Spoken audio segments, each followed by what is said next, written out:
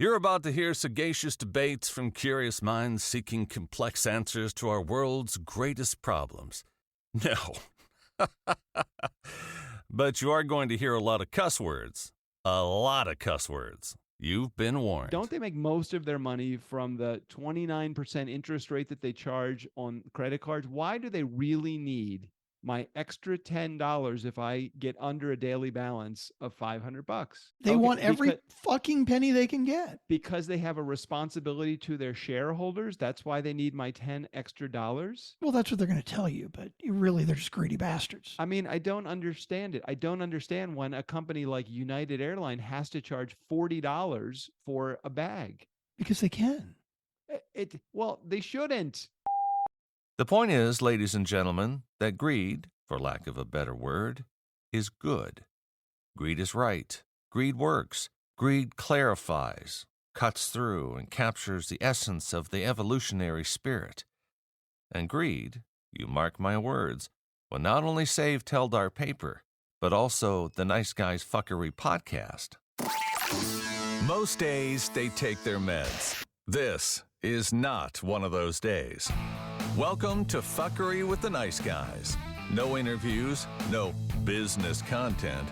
Just your two favorite slack-jawed mouth breathers ranting about whatever.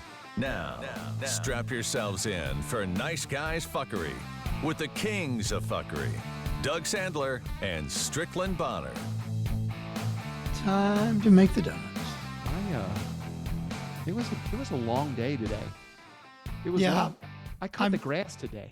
I'm feeling the same thing, and my day's not over yet, but it is what it is. It's all good. We promise everybody in our community that this will not be, I'm telling you this right now, let's see, we're 30 minutes into our meeting time because we just got done with our team meeting. So our clock for Nice Guys Fuckery picks up right now. We'll give it 30 minutes in. So let's say that by 60 minutes, let's do an extra short, not too much content. I love that plan. I mean, not too much content is what we do all the time anyway, but we're going to concentrate our not too much content into 30 minutes instead of stretching it out to 60 this time. Yes, I agree. So I cut the grass today, and I'm reminded as I was cutting the grass today exactly how much I hate cutting the fucking grass, especially in my backyard. My backyard. So I have a landscaper that does all of the they do all the grass cutting. I think I told you this, but I believe they'll work on a stopwatch rather than is it done.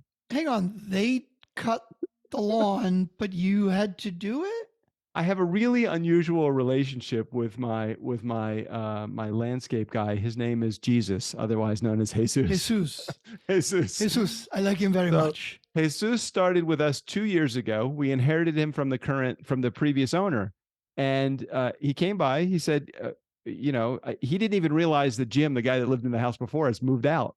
So he was cutting the grass, and I walked out one day as he's cutting the grass, probably 2 weeks after he started doing this, and I said, "Can I talk to the boss?" And the first thing I got was he didn't understand a word that I said. I'm like, all right.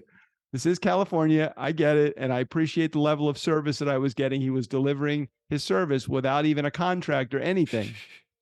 So he was the boss. It was Jesus. And I was finally able to share with him. We talked, and he said he'll do the grass every other week. And he would charge me, I forget, $40 or whatever it was to do the grass every other week. I'm like, totally cool. Well, about 3 months in, I hadn't gotten a bill from Jesus. All right. So I reached out. I had his cell phone. I reached out to him and I said, "Hey, Jesus, are you going to send me a bill?" About a week later, I get a text back. Said, "I will take care of getting a bill to you." Another 3 months goes by. No bill. So now I'm 6 months into this relationship at, let's call it $70 every other week. Now, had you actually agreed on the price? No, I don't think so. I don't remember ever talking about the price, but when I did end up getting the first bill, it was like, I forget if it was like $35 a cut, but they bill every other week. And then in the winter, they only come every other week. I'm like, I don't give a fuck how much it is. I just need somebody to cut my grass, but I hadn't gotten a bill. It took me 2 years, 2 years to get a steady bill from him. And then when I got the first bill from him, the first bill was for $1,200. Oh my fucking God. And I Seriously? For said, what? I, Like, I it's said, insane. I said, Jesus, I said, I've been asking you all along to get me. I don't even have an address. The only thing I have is his license plate. It's like, I don't know how to pay the guy. So I couldn't pay him. And I kept saying to his guys, because he didn't show up every time it was his guys. I said to his guys, could you tell Jesus that I have not gotten a bill? And they would just laugh. And whether they understood me or not, I don't know. But they acknowledged me. Anyway, that leads me to today. I'm like, fuck, they come and they cut the grass in the front, but because my backyard is literally all weeds, it is for as long as it takes the guy to cut the front, is a second guy spending that time like weed whacking the back of the weeds. Now, my front yard is literally 20 feet wide, but it's a pie. So at its thickest, it's 20 feet. At its thinnest, it's probably like 10 feet. So let's just say it's 200, maybe 300 square feet. Well, my backyard is a half acre. Yeah. It's monstrous. Yeah. It's good right. size. Big yard in the back. So for as long as it takes the guy in front to cut the grass and do the trimming of the hedges, the guy in the back just is doing the weeds. But as soon as the guy in front is done, he basically signals the guy in back, and the guy in the back, wherever he is, he stops. All right, so it's time. Okay. So you get half a job done, is what you're saying? Well, according to Jesus's guys, the back was never included as a part of it. They were just doing that because they were keeping the second guy busy. I'm like, okay, well, can we get the guys in the back to do it? Okay, well, that never happened, and that never became a part of the deal. I've asked them 20 times, hey, I have a tree stump. Could you take it out? Hey, I have a tree stump. Could you take it out? Every time it's, yes, mister, I will take it out. And every time it's not taken out. Anyway, so today I was cutting the grass because literally when they come in and they whack the weeds in the back, which is all the backyard is one big weed, they have literally left a shelf of weeds. It's like a wall of weeds where they stop because they cut the same part every time. So I had this wall of weeds that was probably, it's rained a lot in California. It's probably 4 feet high. And I'm like, to get a lawnmower through that. So I spent 3 hours today cutting the fucking grass in the backyard. So right now, everything on my body hurts. I don't know how those guys do that. Considered getting another landscaping company? Because it sounds like they're not doing shit. Well, they are doing a very good job on the front yard. They just don't do a good job on the backyard. Right. All 10 by 20 square feet of it. Right. I got it. The front yard, which I could mow in like 15 minutes. Oh, yeah. I could mow the front in about 10 minutes. I did that today, too, just for the hell of it. I had the mower out. And I'm like, I need something a little easier than that backyard. Yeah. So anyway, that's my experiences with the lawn care guy. And it is, yard work is one of those things that I am just not cut out for. I'm just no good at it. I'm no good at it. My lawn is relatively simple and I don't mind mowing it, but I'm with you. Like anything past that, like fucking pulling the weeds and the edging and the clean, fuck all that. God, I fucking hate that shit. But do you do that? Yeah, some of it. I've got a lawn care company now that is hopefully going to be, they put shit down that hopefully is going to reduce the weeds, because that was a big deal. I got a nasty gram from my HOA saying, hey, your lawn looks like shit and you got to pull some weeds. I'm like, fuck. Really? You got something from the homeowners association saying your lawn looks like shit? Yeah, basically it said you got to pull a bunch of weeds, because I did. It's like it was just a lot of fucking weeds growing around in the that's yard. So in our front yard, because we have so many gophers in our town, in our front yard, I think that Jim, the guy that lived here before me, he must have done the gopher guard, which is basically thin mesh wire, and then a weed abatement like layer, then topsoil, and then what's that stuff called? The not turf, sod. Is that the roll up grass patches? Yeah. So our lawn has looked like fucking awesome for the last 2 years because there's no weeds, there's no gophers, and it looks sharp. Then you go to our backyard. No.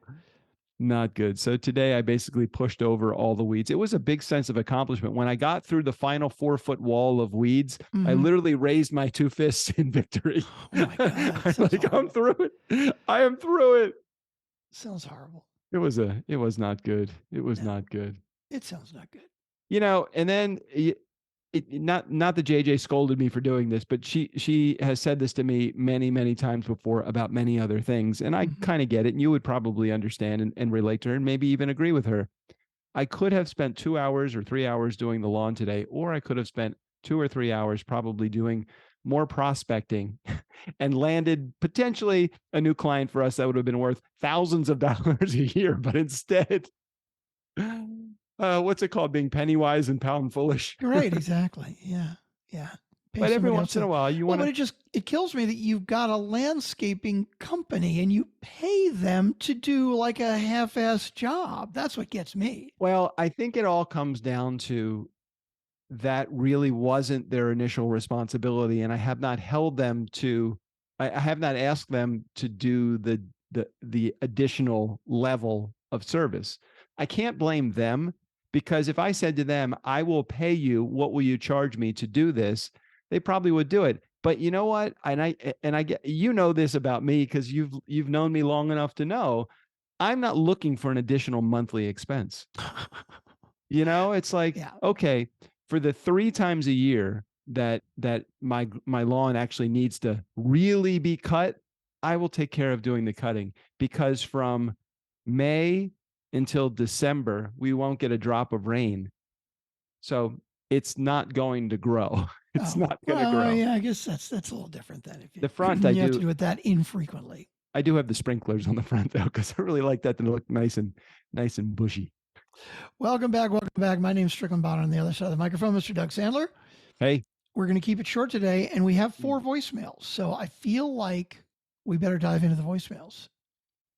Okay, do it. Sorry, Doug's giving me the big thumbs up on. I was drinking some water. Okay, here we go.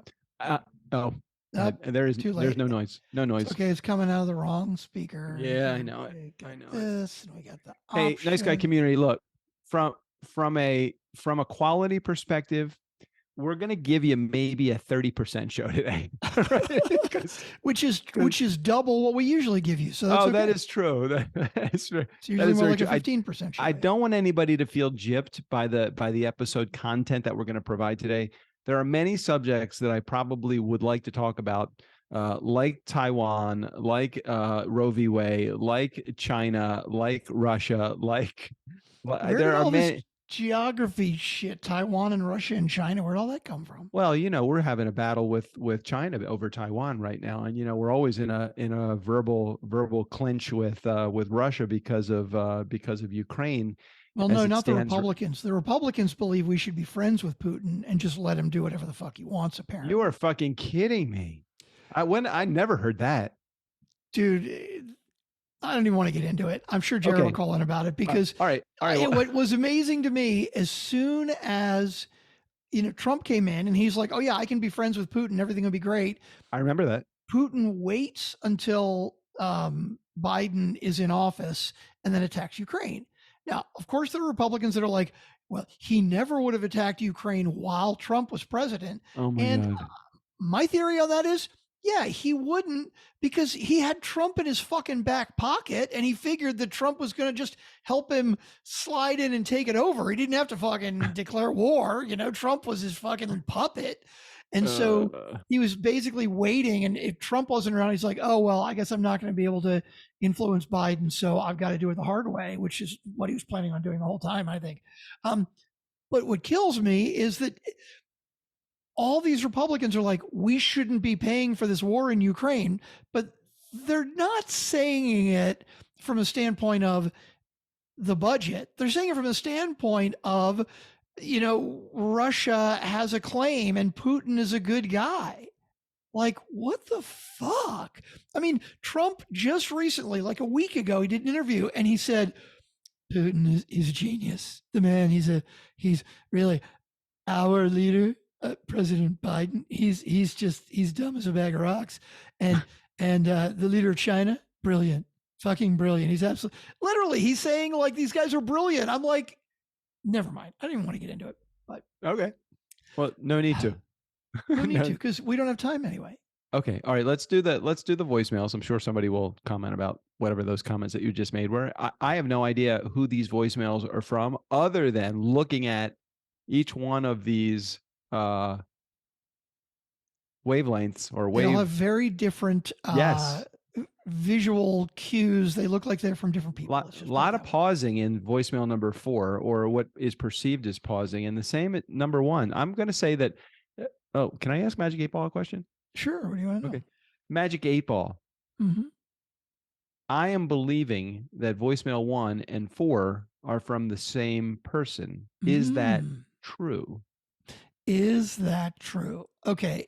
Are voicemails 1 and 4 from the same person? Okay. Does Doug like hand lotion? Oh, hell yes, he does. So that's a big thumbs up. That's a big thumbs up, Doug. All right. So 1 and 4, I am saying, are from the same person. Mm-hmm. Don't know that to be a fact, but just from the wavelengths alone. All right, let's do it.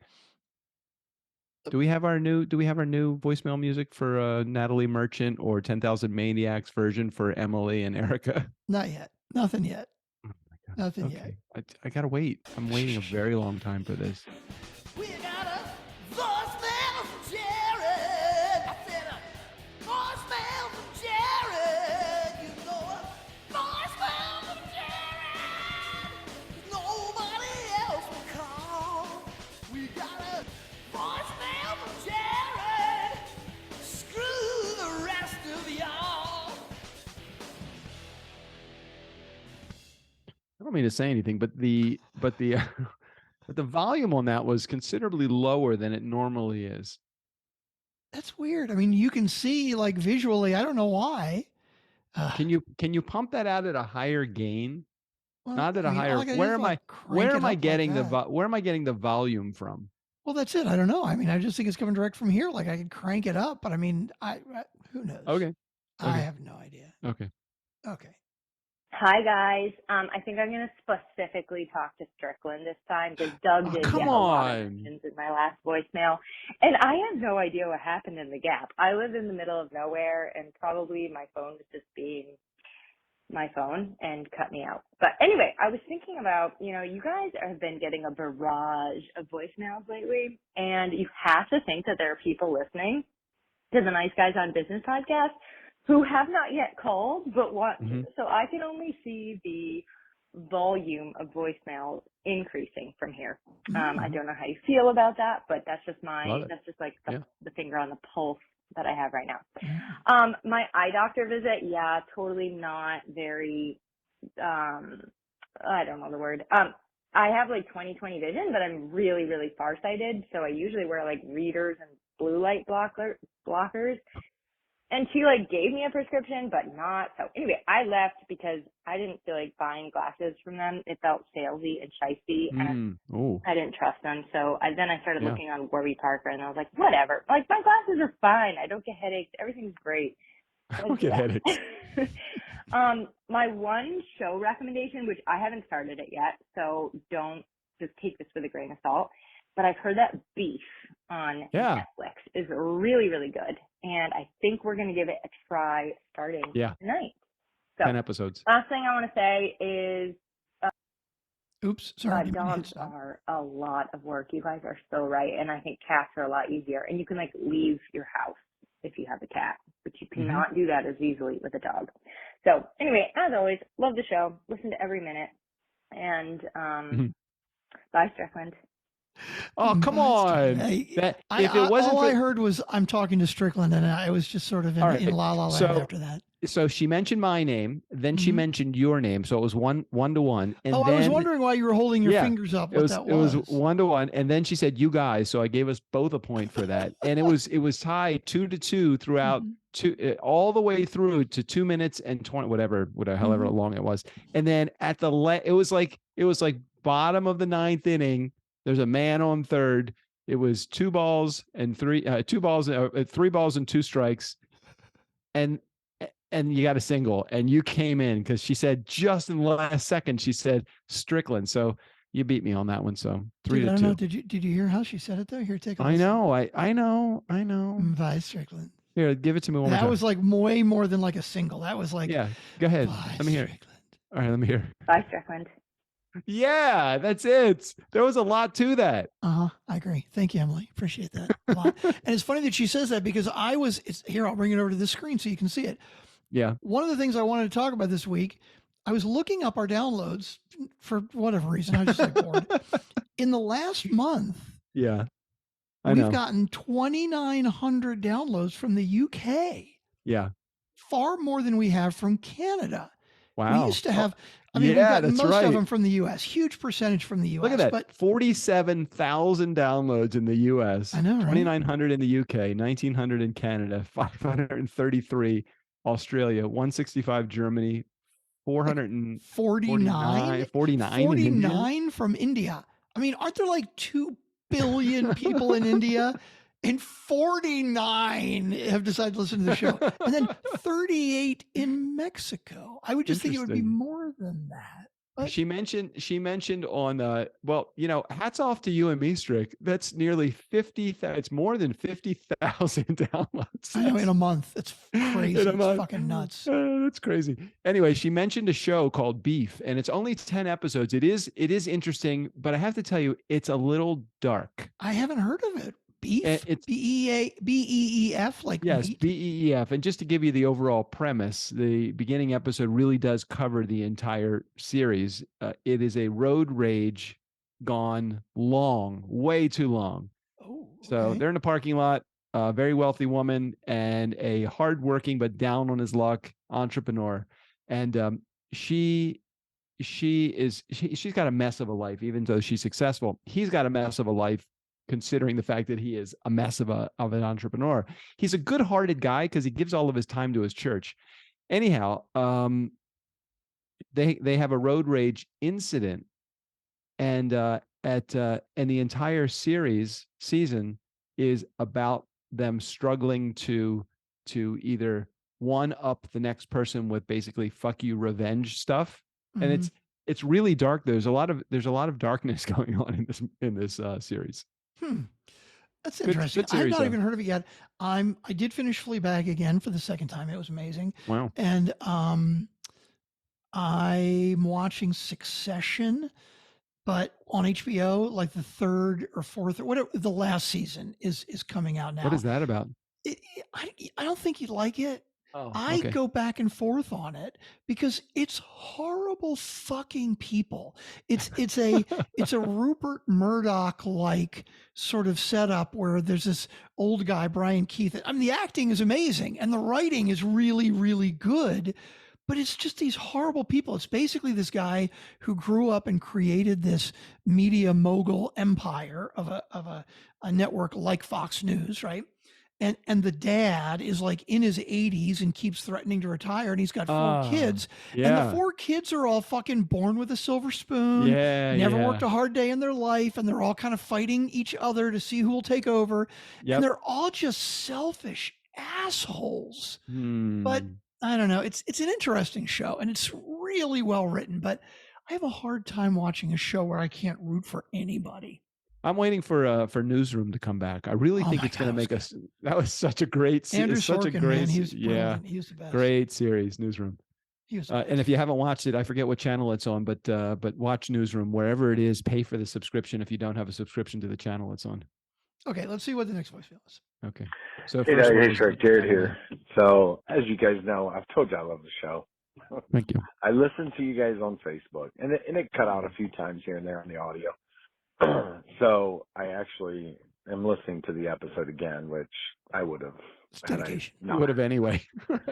Disturbances anyways. But I had to tell you that you mentioned in the live stream, I'm not there yet. I'm at 52 minutes in. So I think this is a safe call to make. But yeah. I mean, you know, there's still maybe 10 minutes to go, if that. But I'm going to make this call. So you said that this was a special episode. I can't remember exactly how you put it, but because Erica left more voicemails than me. True. Well, it's also for another reason. I'm 52 minutes in, and you forgot the welcome back. Oh, shit. Ever forgotten completely. You have let it go 5 minutes in. Like today? I don't know. That might probably be about your max. No, it's probably later today. But dude, completely missed it. Wow. I had to call you out, man. God I noticed damn. it. I even went back to the beginning and listened a little bit to make sure I didn't miss it. And pretty sure I got this call right. So anyways, guys, love the show. Can't wait to hear the rest, and I will talk with you soon. Bye. Yeah, I got to tell you, I think he's probably right, because I remember I was stressing about a bunch of turnkey stuff, and then we were going live on Facebook, and I was kind of focused on that, and it is very possible. Here we are, 1,390 fucking some episodes in, and I forgot to say it. And today, even like you're talking, and we're like 5 minutes in, and I was like, oh shit, I haven't said it yet. I almost forgot today. Now I think I said it probably 10 minutes in today. Damn, that's a good pull there. That Jared. is. That would do really well on Nice Guys Bingo. Right? Yeah, that'd be a square that would rarely get checked. What episode was it that Strickland did not? God, Nice that's a Guys really Strickland. hard one too. You'd have to listen to the entire episode, every episode for almost 1,400 episodes. Shit, nobody's gonna do that. That'd be fucking No. stupid. No. Okay, here we go. Let's get to the next voicemail. We got two more. Hey, Doug, Shrek, Jared here. Voicemail number 2. So, Strick, you made the comment about you believe Lance Armstrong and Bill Cosby till you didn't, and I'm hoping soon you'll add to that list. I believed the leftist media until I didn't. I believe President Biden until I didn't. No, we'll see. Hopefully those will make it into your vocabulary pretty quickly. We'll see. Because unfortunately, I think you're going to find that those are things you probably should be saying to some extent. I couldn't resist. All right, guys, love the show. Can't wait to the rest. Yeah. So in answer to that, I'm hoping that I never have to say I believe Joe Biden until I didn't. But when it comes to the news outlets, like I don't fucking believe any of them. Like I like to watch Fox News occasionally just to see what kind of crazy shit they're talking about. But I kind of feel the same way about CNN and MSNBC now. Like I listen to them and it's just like this fucking let's bash Trump and bash the Republicans. And it's like, can't we just find something in the middle and you just tell me without any bias what's going on? So I totally feel the same way about the left wing and the right wing news outlets now. But here's the reality. They're not giving us news. They're fucking making money. And the way to make money is to give an extreme view, whether it's on the left or on the right, because it just gets people riled up and then they want to listen more. That's what it's all about. What news channel do you listen to or watch when you are watching election coverage? Because that's really the only time that I tune into any station. And I watch CNN when that happens. Yeah, I'm usually watching CNN. I get an email. Hang on, I got to remember what it is now. Every day, which is where I usually get my email, the 1440 digest. And yeah, I get that too. You told me to get that. Yeah, it's a really good email and it comes in every morning. And that's kind of where I get my big news. And it's not opinions. It's like one little quick paragraph about everything that's going on. And usually there's a link to where they got the article from. So you can go read the full length article if you want. But it's typically generally relatively unbiased stuff. I got my new frames. These are my reading frames. They're big frames, very large frames.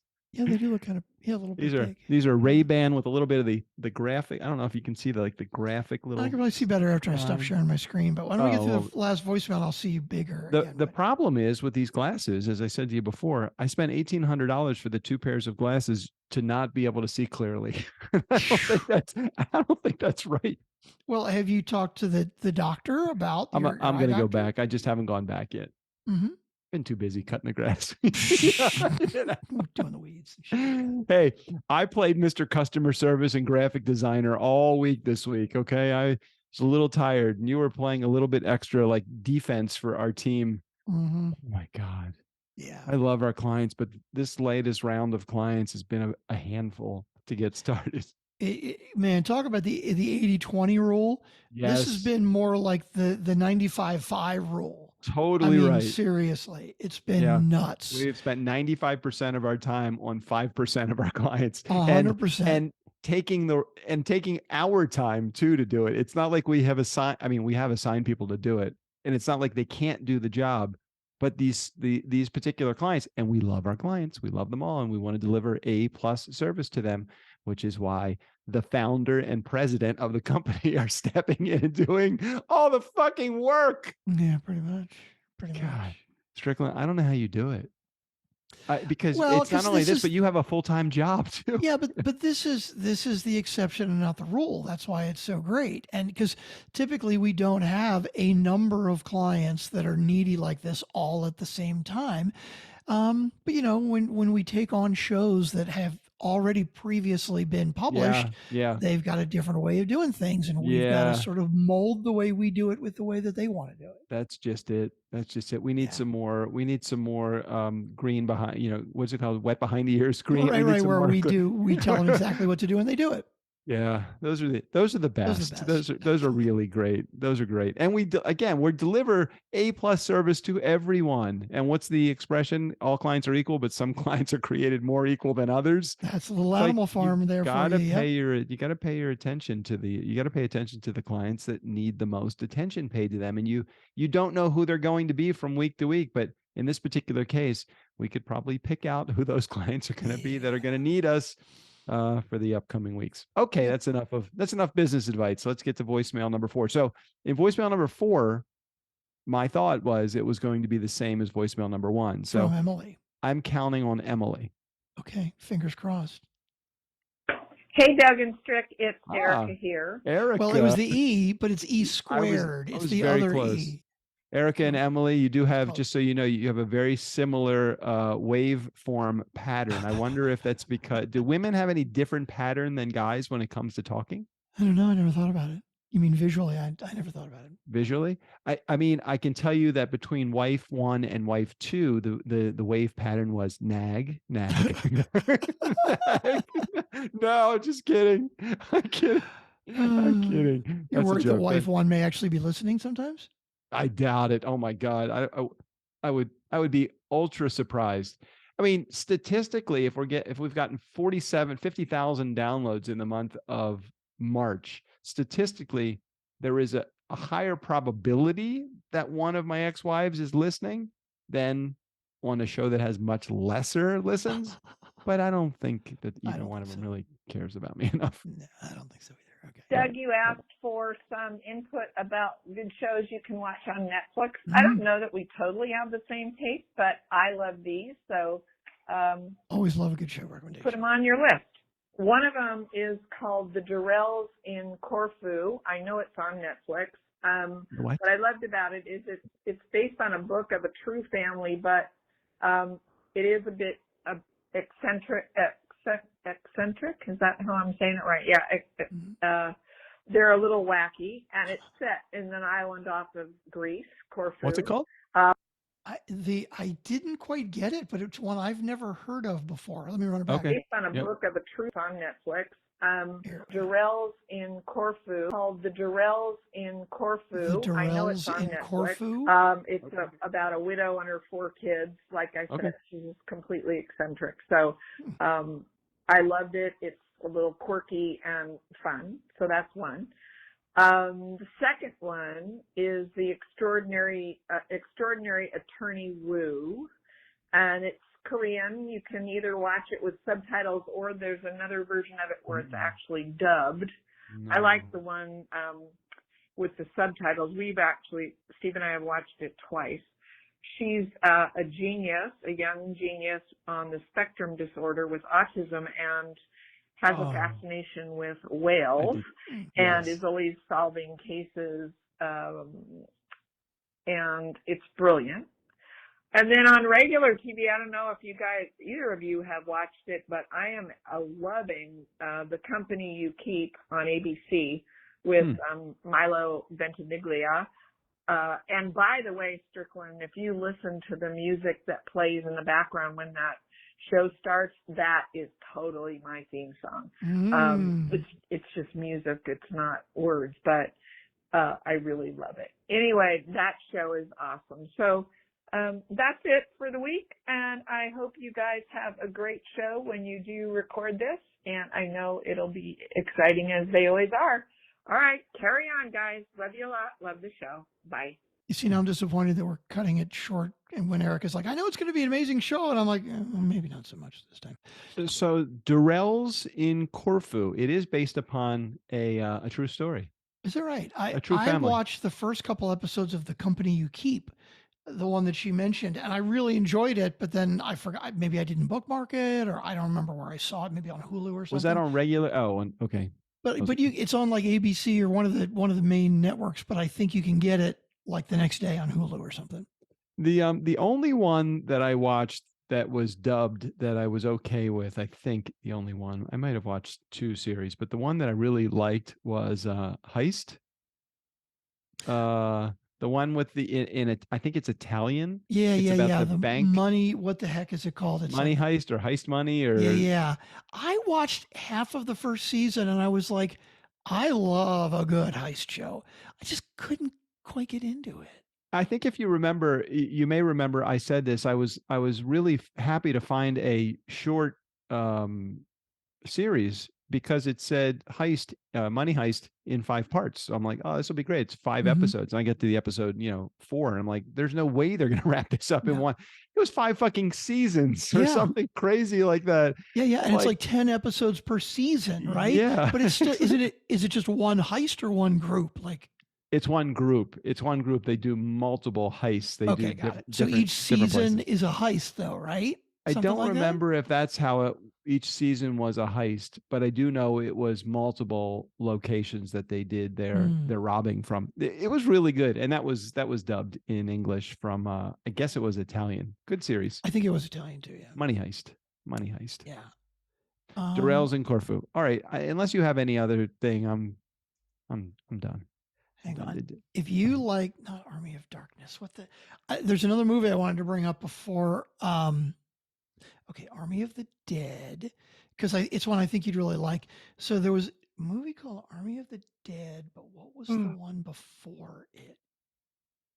Army of Thieves. Okay, here's a movie on Netflix that I think you will really like because you like heist movies, but action films where it's kind of light and fun, right?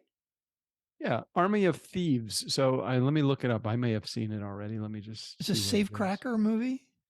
Armies of Thieves. Okay, no, I don't think I have seen it. Oh my gosh, it's so good. It's technically a prequel to Army of the Dead. Now, Army of the Dead is definitely more like, zombie action. Yeah. I mean, it was cute, but Army of Thieves is fucking brilliant. You totally got to watch Army of Thieves. I've seen it twice now. I'm waiting for Deadpool 4 to come out. when is that happening? 3? Or maybe 3. When is it happening? I don't know. I fucking love Deadpool. Any of the Deadpool or Deadpool-esque movies? It's funny. I got to totally got me. I would go back and watch 1 and 2 again. It's been so long. Here, let me. I'm a huge fan of Ryan Reynolds. I like all of his work. He's just got this level of comedy, but action and drama that it's just unmatched. I almost became a Mint Mobile customer because I like his movies. That's funny. So there is a release date for the good news is there's a release date for Deadpool 3. Yeah. The bad news is it is November of 2024. Oh Jesus. Okay, that's a long way off. Yeah. What has been the total box office pool on the Deadpool franchise? I don't know. Good question. Let's take a look. Deadpool. I am very curious about this. And why does Ryan Reynolds need to have a cell phone company? Doesn't he just want to rest on his laurels? Couldn't he retire? He could retire comfortably at this point. I'm sure other than Deadpool and Deadpool 2, which were 2 amazing movies, I know that he started in a series of many other movies too, that he had to get paid pretty well to do those as well. Well, wasn't he like part owner of Mint Mobile like way fucking back? Not way back, but like even before the first Deadpool came out, I thought. Maybe not. No, I think Mint Mobile is new. Mint Mobile origination. Okay. It was founded in 2015, so it's 8 years ago. It says the founder is David Glickman. Is he just a spokesperson for Mint Mobile? Is Yeah, I Ryan think Reynolds owner of Mint? Ryan Reynolds bought a stake in Mint Mobile Yeah. in 2019, joking at the time that he would be paying himself $15 a month about the price of the company's basic wire. His stake in Mint Mobile represents 25% of the company, according to Fortune magazine. That's a lot. That's a lot. He could make $300 million for the sale of Mint Mobile. That's crazy. That was that was last month that came out. Holy shit. So the first Deadpool box office gross, $782 million. Wait, say it again. Sorry, I was reading Mint wasn't an obvious next step. Low cost wireless isn't glamorous yet. In 3+ years, Mint Mobile grew exponentially. It's grown from 40 people. Has grown to over 40 people from 3. What does that mean? 40 employees? That's not it? very many still. That's it. That's amazing. But it's worth $340 million. That's crazy. What are we doing? We're doing it wrong, Strick. Apparently. Maybe we need, you know what we need to do? We either, you sent me a text message the other day and I'm like, we really should consider this. We either need to become hard money lenders. I love that. Is a hard money lender like a subprime lender? It is funny. I wonder where that term came from. Hard money, because you knew what I meant exactly, right? I totally knew what you meant. But it's basically if your credit sucks so bad that you can't get a real loan at a good rate, you go to a hard money lender and he charges you a ridiculous interest rate, but you have to pay it because nobody else will lend you money. Right, and you're happy to take it too, right? Because you finally have, you have the money. So. It's so funny when you said that. I'm thinking about all of those loans that I have that people have of mine. Right? Out there. And I guess what would be considered a rate that a hard money lender would be lending money? Well, now that regular interest rates are going back up again, I mean, really hard money, I would say 10 to 15%. God. A year. So I guess if I have some 18% out there, I'm doing pretty good. Yeah, 18% is good. But have you ever looked at, fortunately, I don't know what your credit card life is all about, but I always do look at the solicitations that I get in the mail, just because I like to see what they're all about. I do have 3 credit cards going right now, and they're all within the 24 or 21 months, same as cash, or 12 months or 18 months. So I have 3 credit cards that we use for the bathroom home improvement, but there's no interest, and we'll have them paid off because we're scheduled to have them paid off. But I look at the interest rates that these credit cards will charge 29%. Oh, it's insane. That they are my heroes because I want to do that kind of hard money. I look at my 18.1% that I charge, and I'm like, oh, well, I'm not charging enough. I kind of feel like that's not right to charge more than anything over 20. I'm like, that's like loan sharking, isn't it? Dude, it is 100% loan sharking. And the problem is that the credit cards that charge that much, they're just predatory. I mean, they charge that much because they're giving cards to people that can't afford. But this is like Capital One, Chase, Wells Fargo. I mean, it's not like let me say it differently. It's like Bob's Furniture through Wells Fargo. Oh, right. Like, yeah. So it's like Bob's Furniture. I got a credit card for Bob's Furniture because they were offering 21 months, same as cash, or 18 months, same as cash. I'm like, shit, we'll take that. And I got the thing in the mail, and it was a Wells Fargo credit card. I'm like, that's pretty crazy. Why don't they just tell you it's Wells Fargo when you apply for the card? Maybe they do. It's just in the fine print. But then I saw the rates. It's like fucking almost 30% if you go beyond the promotional period. So think about like Wells Fargo, right? Good example. I don't know which bank is bigger, Wells Fargo or Capital One or whatever, right? But Wells Fargo, what do you think their gross profit was last year? Wells Fargo, I'm going to go, I mean, it is a very large bank, probably one of the top 5, if not in the top 3 in the world. Wells Fargo, I'm going to say they made $2 billion last year. Except it's important to know revenue versus profit. That's important. Yeah. Well, what is their revenue? I'm curious what their revenue is. Gross profit. Well, see, this is what's so weird. Oh, here we go. Hang on. Revenue and profit, prices, assets and liabilities, margins, gross profit, revenue, EBITDA, net income. Okay, here we go. I got it. Revenue. Hold on. Wait. Don't say it. Hold on. Here you go. You can go out there. Look, right out there. What are you doing? Don't slap my foot. If you slap my foot, I will be very, very mad at you because you have very sharp claws. If I slap your foot, I'm not going to slap your foot. Not you. Talking about my cat. Okay, go ahead. Okay, so revenue for 2022 for Wells Fargo. Now this is revenue. So this is, I guess, how much money came in the door. Top line. $82 billion with a B. Okay, so if they're operating at even a $82 billion. No. I've got gross profit and net income too. Oh, okay. Give me both of those. Gross profit on that, $20 billion. I was. Oh 17. No, I'm sorry. 20 billion was for the quarter. Gross profit was 76 billion for the year. How do they wait? What because did they? I guess what was their with top a line? bank, revenue is really like revenue is fucking.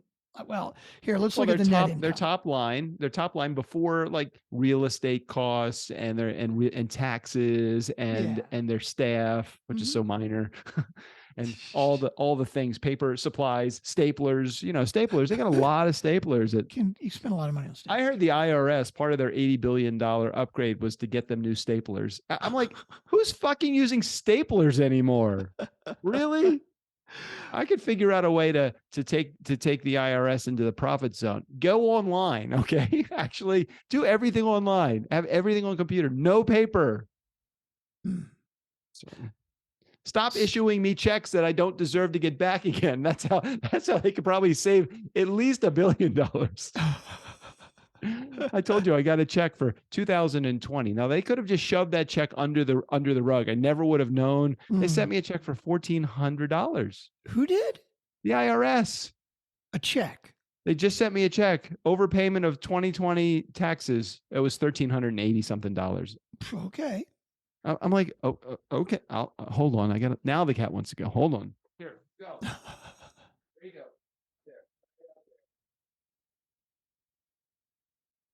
Why is it that a cat wants you to open the door, but when you open the door, they like to go halfway and come back? Why do they do that? Of course, because they're cats. Come on. Because they're cats. Well, she went out. I pushed her out. Okay. Anyway, they did $80 billion. What was there? There was a question on Jeopardy once that was, dogs have owners while cats have these. And the answer was servants. That's what we are. We're servants. So let's just get right down to the net because we're over time already. We're 45 minutes in. Okay. Wells Fargo net income for the year for the 12 months ending March 31st. Net income after all expenses, $13 billion fucking dollars. A bank. All they do is lend fucking money, and they made $13 billion on interest. And so why is it that they can't answer their phone in 2 rings? I mean, take some of those billions of dollars and invest in people that will answer the phone quickly. Quickly. That'd be nice. Yeah. And they were, and I'm assuming, I'm curious. I have no idea what the answer to this question. I don't even know where you can type it in. Why do they need my $10 if I have under $500 in their bank account? Well, it takes a lot of $10 to make $13 billion over the year. Oh my God! But that's how they make it. I mean, it's exactly how they make it. But don't they make most of their money? Don't they make most of their money from the 29% interest rate that they charge on credit cards? Why do they really need my extra $10 if I get under a daily balance of $500? Why do they need that? $13 billion. That's why they want every fucking penny they can get. Because they have a responsibility to their shareholders. That's why they need my $10 extra. Well, that's what they're going to tell you, but they're just greedy bastards. I mean, I don't understand it. I don't understand when a company like United Airlines has to charge $40 for a bag. Because they can. Well, they shouldn't. I agree. That's why I don't take them. I do Southwest. I do Southwest as many times as I possibly can. But why is it that I get it? Because they can, and because they can charge change fees, and because they can do all of these things, it doesn't mean they should. Why does Wells Fargo charge $10 if you have under $500? Like arbitrary. It's arbitrary. I could call them. They charge me. I have a line of credit with Fast Forward Entertainment, my entertainment, my DJ business, which I have never used. Yet every year they charge me $125 to keep the account open. And on January 3rd, I call them and I say, can you please waive this fee? You can see I have not used it. Are you planning on using it this year? I'm not sure. I may use the $40,000 credit that you have given me. I'm just not sure I'm going to use it. I may need it this year. Okay, well, we'll keep it open. Like, okay, you have to keep it open and you have to waive the fee. Let me check with my manager. Okay, check with your manager. Okay, Mr. Sandler, we'll waive the $125 this fee as a courtesy. I'm like, you know what? Close the fucking account. Okay. How much administration? I don't ask for the paper statements. Everything's electronic. How much does it really cost you to keep this account open and not service for me? Preaching to the choir. So their net profit was what? $13 billion with a B. Okay. Can I have my $10 back? What else were you going to say? Do you have anything else? We were talking about Ryan Reynolds. We were talking about? Oh, Deadpool did, I think I'm off of the screen now, but I remember it was like the first Deadpool did like 762 million gross. And then the second Deadpool did like 765 million, right? Wow. So each did a fucking ridiculous. The Deadpool 2 actually did a little bit more than Deadpool 1 in. All right, so here's my question, and I don't know if you know the answer to this or if you can find it out on that magic box in front of magic box in front of you at the interwebs. Does Ryan Reynolds get points for starring in the movie? So he owns part of the franchise? Yeah. Well, he. Hang on, I didn't look at the details, but I did. Who's the see executive producer about how much he made? Yeah. Did Reynolds? For the first Deadpool, he was paid $2 million up front, but he had a big share of back end points. So he ended up making $22 million more on the back end because he got, he deserved it. It was a fucking excellent movie. It was a great movie. It was a great movie. So it's funny. I was just listening to this podcast about Star Wars, right? Yeah. And George Lucas took forever to get Star Wars done. And they 20th Century Fox was like, they weren't even sure they wanted to green light it. So they gave him a budget, but they were giving him no money. So he created Industrial Light and Magic because it was like he had made money on American Graffiti, right? He's like, you know what? I'm going to take my American Graffiti money and I'm going to fucking make my own special effects house. Right. And I'll just pay myself because I want to start making this movie before Fox is going to give me any money. Right. So he creates Industrial Light and Magic and he starts doing all this shit. And then Fox finally says, okay, we're good. We're going to let you do the movie. And we feel so strong about it. We're going to give you an extra $500,000. And he says, keep your $500,000. But I think the directors normally get like 2.5 points on the back end or something. He said, instead, I want 5 points on the back end and I want the merchandising. Like I want to own rights to the spinoffs and the franchises and all the merchandising. Right. Now, Fox was basically like, no fucking way. Are you out of your goddamn mind? Like, why would we? No director gets that. But on the other hand, they were like, they had been dragging their feet for months and months and months because they didn't think it was going to be big. So they said, and he basically held his ground because they thought, oh, we're going to give him $500,000 in cash. Of course he's going to take it. And he was like, no, fuck you. I don't need the cash right now. This is what I want.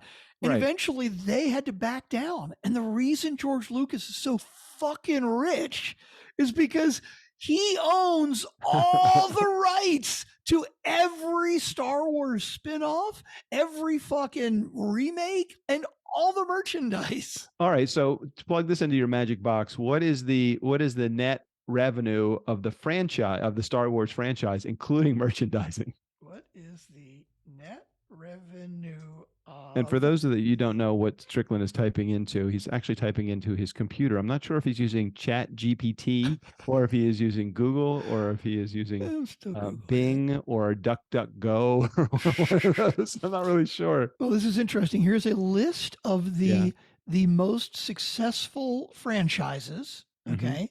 And the total revenue from those franchises. Now, I don't think this is annual. I think this is overall. Okay. Number one, Pokemon. Wow. Really? Right? You're crazy, right? Pokemon, $76 billion in Holy shit. Yeah, insane, right? Well, Number two, you saw Chelsea on our team. She had it was like 10 boxes of 3,000 cards. She had 30,000 cards. Right? Crazy. Each one of those cards she probably has about 25 grand invested in those Pokemon cards. God bless her. I mean, I invest in my classic cards, and I'm sure there's some inherent or extrinsic or intrinsic value to them that I'm not aware. She gets a lot of joy out of those cards, her and her husband. Exactly. Okay. Anyway. Okay. The second most valuable franchise in terms of total revenue lifetime. Yeah. Mickey Mouse and Friends. Wow. $52 billion. Disney. Thank you, Disney. Disney, right? Obviously. But thank you, Walt. Year of inception for Pokemon, 1996. So Pokemon's done 76 billion. It's actually about 40% bigger than Disney, which has been around since 1928. Wow. Okay. And now Star Wars, 51.8 billion. So basically, Star Wars since 1977 has done almost as much as Disney has since 1928. Who's got more money, George Lucas or Steve Wozniak? What do you think? All right, I don't want to get this granular now because we're just going to keep talking. Wozniak is like the other Apple guy. Right. Right. And Steve Jobs, he's fucking dead. So yeah. That's a curse. It's the curse of Apple. To die? The curse of Apple is either to die or to not be known. Isn't Steve Wozniak like doing commercials for like Miller Brothers Chevrolet or something like that? Hey, Wozniak, if you want to take a moment, you can come on the Nice Guys, because we do have a pretty good listening audience. Or you know what, Woz, if you are a listener of the show, do us a favor. Go ahead and call in 4242 DJ Doug. Yeah, we didn't actually. I think Emily's concern was she didn't even know how to get to us. Remember, we haven't really mentioned the number in quite some time. That's true.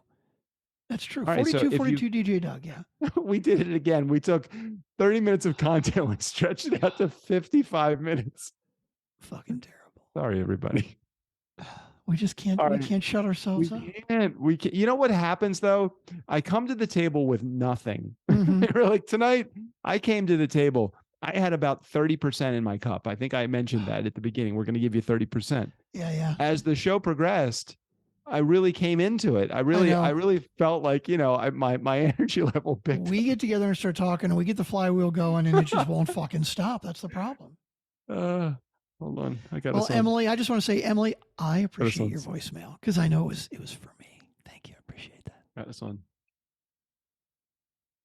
I still can't hear it. I think it's because I think Zoom has the algorithm so good now it can tell that that's not a human voice, and so it just cuts it out. Good. I had a lawn care guy literally. Well, I told you my lawn care guy sucked. Yeah. I had him literally standing, whacking the weeds, not whacking off, but whacking the weeds right next to my window. And I said to the guy that I was interviewing, "Oh, I'm so sorry about the lawn care." And you could hear me say that on the microphone. And he says, "I don't hear anything." I'm like, come on. Well, it's a good mic too, because it's a directional mic, but I'm with you. Yeah. It's nuts. It's crazy. Way to go. Is Skype even still around? That's a damn good question. I have no idea. God, that's okay. Something I totally forgot to mention earlier. It completely slipped by me. Yeah. We had a meeting with somebody today who shall remain unnamed. Yes. And they were like, "I'm sorry, I'm not really good with Zoom. I'm like, how can you not be good with Zoom? Fucking 3 years into the pandemic. I heard that, and I thought the same. And you're a fucking professional. I heard that. I'm not really good with Zoom. Now, does that mean I'm just not sure how the camera works? Because in this particular case, it literally was that person could not get her camera on. Well, no, by the way, I've had maybe 10 meetings with that person since they started with us. I have never seen them. They've never had the camera on, my ever. God. There is definitely something wrong with that person. There's definitely something wrong. And this is a person who does a lot of business with people who are not in their country. Like they are in Europe and they do a ton of business, from what I understand, with people in the US. How can you not be good at Zoom? Can I just say this? Why they are not kissing our ass for doing the level of service that we are doing, which is exceptional. The problem is not, what is it? Problem in chair, not in computer or whatever. Picnic. It's like, this is, I want to push back so hard sometimes when I talk to somebody that just has their way. I'm going to stick with my way no matter how wrong it is. I'm like, come on. Yeah. Can you see the lunacy of doing the work 3 and 4 times that we are doing? Shouldn't we be, can we give you some suggestions that we really feel like when we first got on to Zoom and the big boss says, I'm going to let this person handle it, and was gone in 60 seconds. I'm like, that is a person. I appreciate the fact that he's delegating the responsibility, but he really doesn't give a shit about this. Well, but okay, so there are 2 things that I took away from the meeting today. Okay. First of all, validation, because I feel like I've been complaining about this client a lot. And I do not like to complain. I really do. I just want to get work the really shit hard. done. You work really hard and you do all the stuff. I know. And I get frustrated sometimes for you because I know you're like that. But then I get frustrated with you because you receive the responsibility and you don't do it. I mean, you try to do it, but they are setting us up to fail. Right. So that was the second thing I got from the meeting is, okay, we are extremely clear on where we stand now. So at some point, if we make the decision to fire them, we will know that it will be the right decision. I'm not there yet, but let's see what happens. Correct. Yeah. Who was it that we just met with that said he fired his first client the other day? Was that Pedro Pascal? Thomas? I don't know. I wasn't in on that meeting. You and Jenny were on that meeting. Oh, right. Yeah. He was telling us, I just fired my first client like an hour ago. He's like, it was nuts. I've never done it before. And I'm thinking to myself, you've never done it before? Really? Like, I mean, we haven't fired many, but I mean, there have been a number of clients who are like, this is not worth it for us. No. And he said the same thing. He's like, I didn't realize how much work. I mean, I realized how much work it was, but like, I didn't think that I could fire them. And eventually they got to the point where I was like, I don't want to work with you anymore. I'm like, yeah, we've totally done that before. But sometimes I see that client that you want to fire, and then sometimes that client, it's like magically they settle in. At some point, the magic happens. And that's why I think the client we had a meeting with today, who again shall remain nameless, I'm not ready to fire them yet. We have a number of clients, at least 3 or 4 that I can think of right now, who you or I have not had to deal with in months and months and months. Yes. And at one point we were considering firing them, but they've settled in. Yeah. And like really nicely. And you never and we never hear from them. And so we're glad we didn't fire them. This client is at a point where I'm not sure if they're going to settle in, but I'm going to give them another month or so to give them a chance. I have a much shorter fuse than you do, because like I hope my frustration didn't really come through in the call today, but I wanted to kind of say, look, this doesn't make sense what you are doing. The way that you are doing it is creating extra work for all of us. And it's not worth it for me to have that frustration factor with you, with your show. It's just not. I love doing, I love the income, and it is a very good paying client, but some things it's not worth the money. Yep.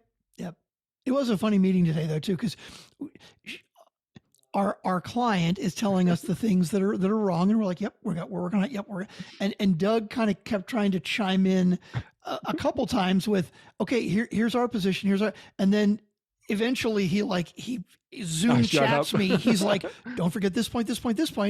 I'm like, Doug, I have all my points written out. I have all my notes.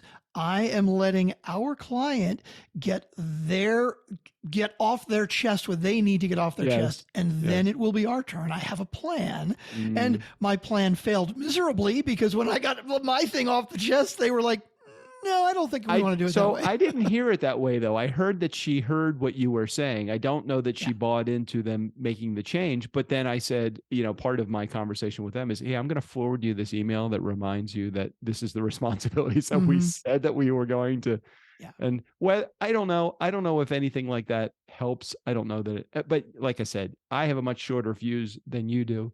You've probably saved many more deals than I would have saved because I just get so impatient. I just keep thinking, why are you telling us how to produce your show? This is what we do. Yeah, I'm with you.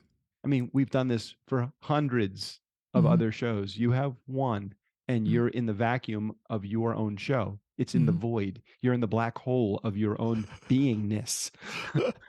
Look at our track. You can't say any of that shit because that comes across as you are condescending and dismissive. I have gotten that before. I hate getting that, but I understand. I apologize for being condescending and dismissive. And by the way, that person is no longer with that client. Company, the one that called you condescending and dismissive. Yeah, that was nice. Which is a good thing.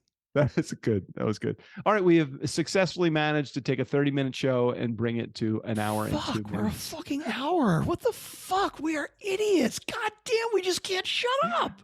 We don't get paid enough for this shit. I know, right? We got to go. You know what we could have been doing with the last 30 minutes? We could have been prospecting and getting some $1,000. But this is so much more fun. This is much more fun. If we could just figure out how to do this for a living. Oh, wait a minute. We do. We do. Yeah. If we didn't have clients, we wouldn't have the bullshit that we could talk about all the time.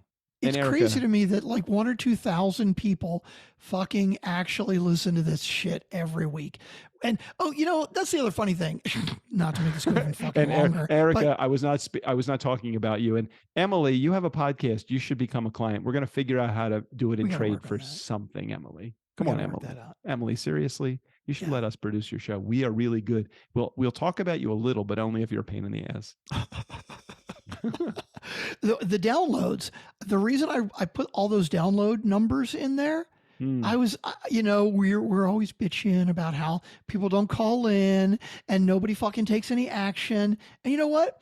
We have 50,000 fucking downloads a month. Like, people are listening because those downloads represent listening for at least a minute. It's not just like you download it on your phone and it's fucking impressive. And so, you know what? I'm going to stop bitching that you guys aren't doing anything because you are. You're listening and we appreciate it.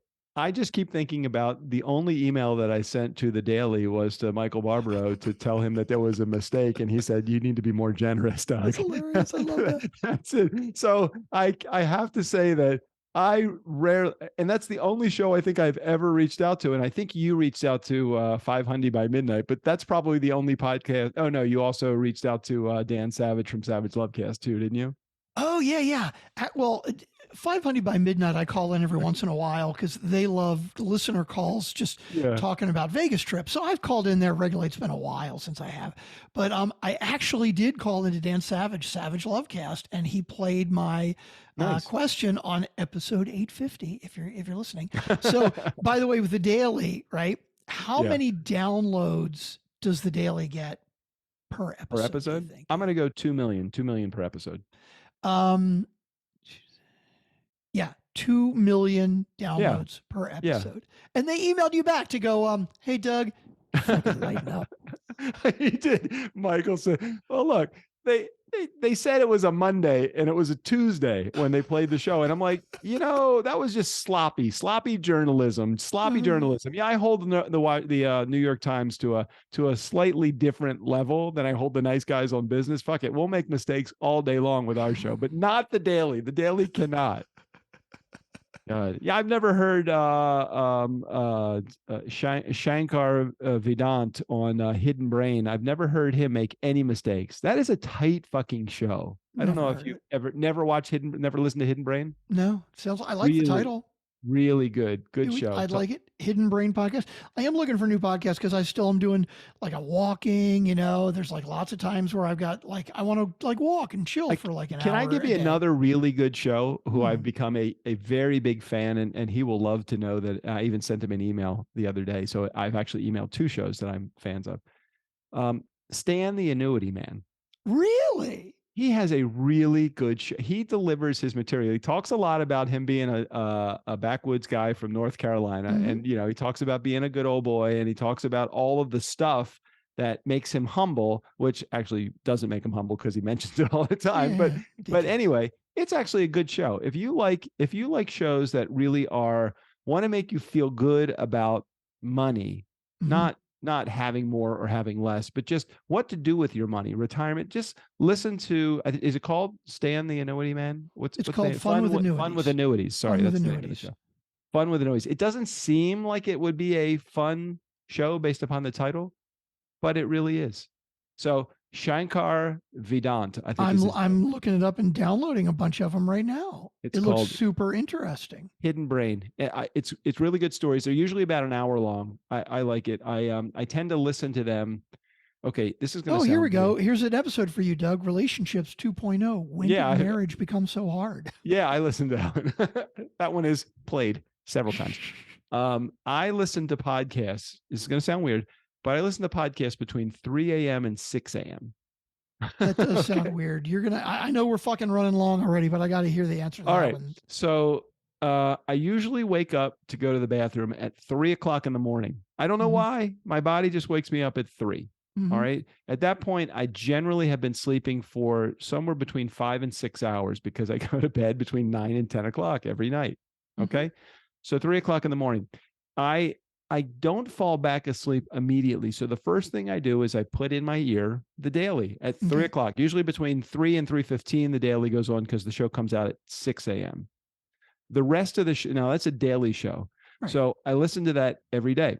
I also listen to what's it called? Up First. Hold on a second. What's the name of the NPR show Up First?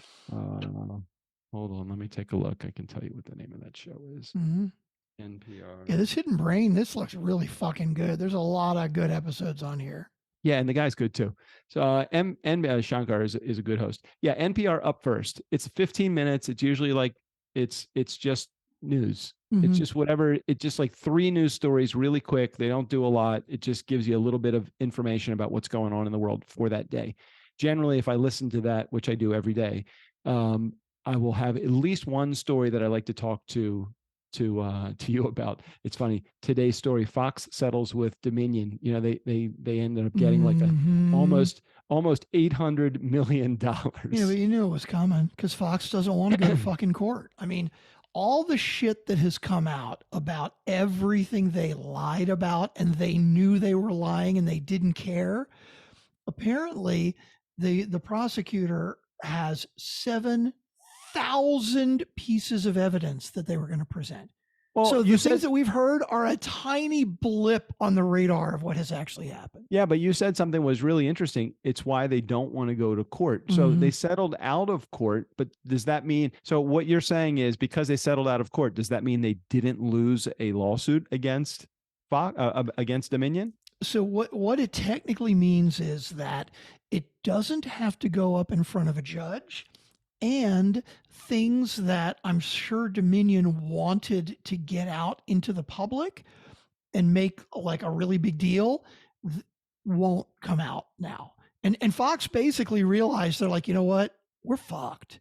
Like if we take this to court, hell, the judge may say $2 billion or $3 billion because we were so fucking wrong.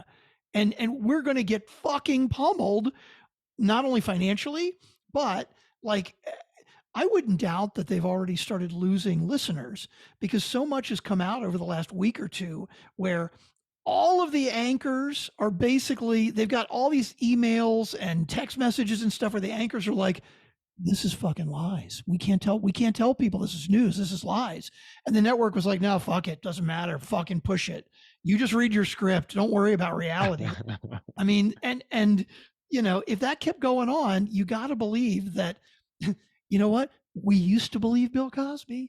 We used to believe Lance Armstrong. I bet there's some people that used to believe Fox News. Okay. So are you saying that, or maybe you're not, but what does that now lead people to believe about Fox News? Did Fox settle with Dominion? Now, okay, I'm taking the conservative approach for just a second. Fox settled with Dominion because Fox didn't want to go through the rigmarole of court, knowing that the potentially would cost them even more money.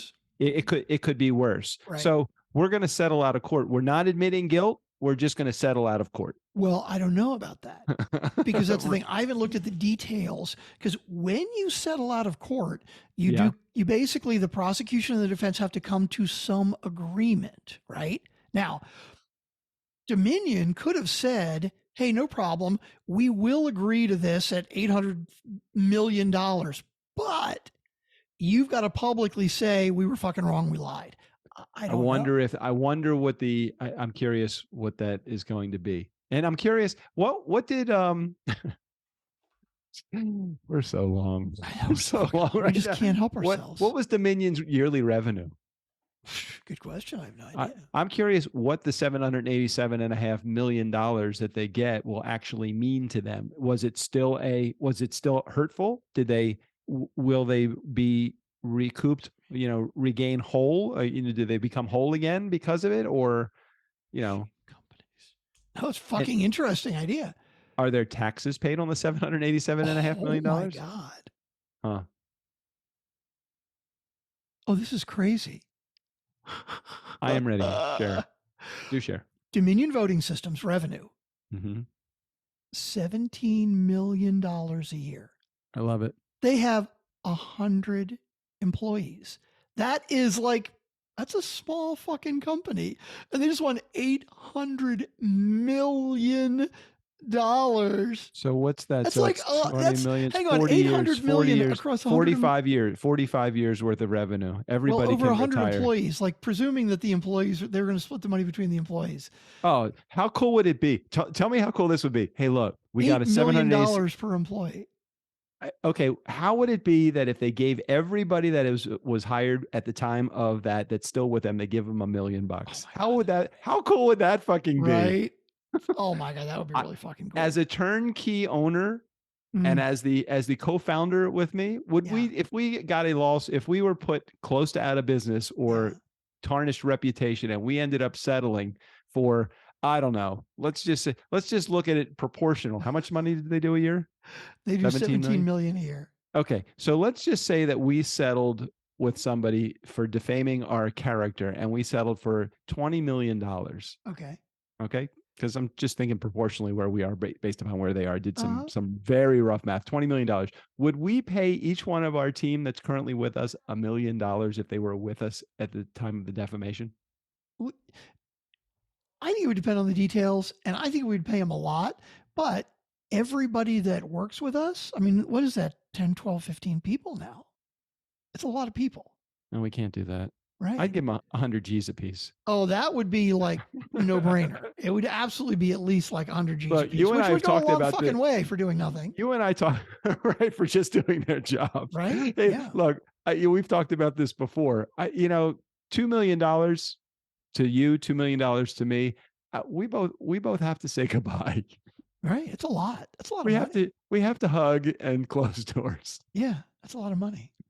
Not that we don't love all of our clients, but I would easily sell the company. If somebody would come to us and offer us $2 million, a piece. Yeah. A piece. I would need $2 million a piece in order to consider bailing. I would sell for $4 million. Then I would take you'd sell for less?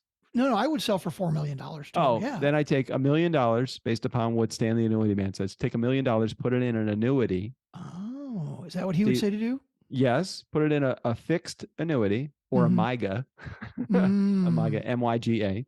Check it out. Check his show out. A MYGA at $1 million would probably generate. I'm not 100% sure, but I'm gonna guesstimate somewhere in the area of $10,000 to $12,000 a month of income. A month. Yeah. So you're making $120,000, $150,000 a year. That might not be that much. For life. It might be 5%, 50,000. It might be a little less than that. It might be about 2/3 of that. So let's say $7,000 a year. Yeah. A month. For life. Yeah. And now right. I still have the $1 million because it's sitting in the annuity, and I still have another $1 million as well. But that's the other question. We're not going to get into this with annuities. If you buy a $1 million annuity, of course it pays you for life. But then, is the principle of it still yours? Didn't you have to buy the annuity? You have a contract, so you'd have to read your contract. Read it very carefully bore you sign any documents. This is a Annuities are very cool, though. I've kind of enjoyed the entire conversation with annuities. I also like the idea of having whole life insurance. I've been a proponent of whole life insurance since 1990 when I bought my first 2 policies. So I would tell you, yes, you want to have whole life insurance. If you are young and listening to this, don't think that you're going to escape death. It is coming. Okay. Might take a while to get here. Just buy your whole life insurance right now. I've been paying anywhere from $200 to $500 a month for 30 years. 30 years I've been paying it, but I put my down payment of my house. My house. I live in a really nice house. This is a cool house. Without that life insurance, I would not have had the capacity to put down the money. Yeah. Yeah. Your house costs like 3 times what mine costs. Yeah, Literally. well, that's California. Yeah. That's nuts. California. And I do have a lawn that gets it gets mowed every couple of weeks. It's free though. Apparently it's free. All right. We have taken a 30-minute episode and we have managed to stretch it out for an hour and 15 minutes. Jesus, we suck. We suck. We really do. We just can't shut up. Any more voicemails or are we done? Oh God, no. All right. I tried to get to him early so we wouldn't stretch out like this and it didn't fucking work. Strickland, I have to tell you though, this is the highlight of my week. Yeah, it's always fun. It is always fun. I always come in like the first thing I said, I'm like, time to make the donuts. I'm like, I was not into it today. And here we are fucking laughing and giggling an hour and 15 minutes later. Yeah. Girl power. All right, let's get out of here. Until next week, we love you all 50,000 of you that listen this month. Thank you. Thank you. Thank you. Steve O'Brien, go ahead and take us out of here. For the nice guys on business, I'm Steve O'Brien. Well, that's 20 minutes of my life I'll never get back. Oh, is it still on?